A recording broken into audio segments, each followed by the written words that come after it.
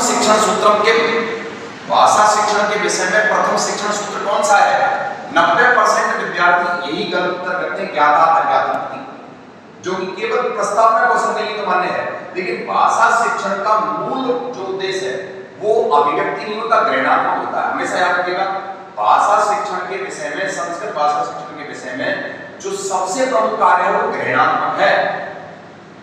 तो ग्रहणात्मक की दृष्टि को ध्यान में रखते हुए शिक्षण सूत्रों में से भाषा शिक्षण के विषय में कौन सा शिक्षण सूत्र सबसे पहले उपयोग में लेना चाहिए? शिवानी बैठिए, आप बताइए इनमें से कौन सा शिक्षण सूत्र, आप एक भाषा शिक्षण की अध्यापिका बनने जा रही हैं, तो कौन सा शिक्षण सूत्र सबसे पहले विद्यार्थियों के भाषा अधिगम में पूरी वृद्धि हो और विद्यार्थी आसानी से समझ पाए? तो इनमें से कौन सा शिक्षण सूत्र होगा जिसे आप सबसे पहले उपयोग में लेंगे एक सफल अध्यापिका बनने के लिए? वो तो चलो उदाहरण से नियम, नियम से उदाहरण, ये तो आगमन निगमन की बात होगी। आगमन विधि व्याकरण में ले रहे हो आप, उदाहरण से नियम की ओर है, निगमन ले रहे हो तो नियम से उदाहरण की ओर है। उदाहरण से नियम की ओर, नियम से उदाहरण की ओर, इनके भी दो नाम हैं। अच्छा, उदाहरण से नियम की ओर को और किस नाम से जानते हैं शिक्षण सूत्रों में से? वो तो विधि होगी।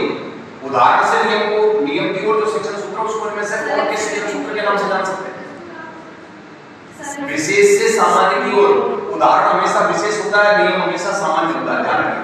और नियम से उदाहरण को हम क्या कह सकते हैं? सामान्य से विशेष।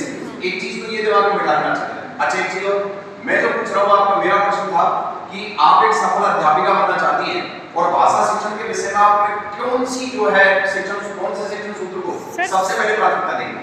सरलात कठिन के। वेरी गुड, ताली बजाइए इसके। बहुत बढ़िया, इसने एकदम सही उत्तर दिया सुनीता ने, सरल से कठिन की ओर। शाबाश, काबिल तारीफ, बैठिए, शाबाश, बहुत बढ़िया। तो याद रखिएगा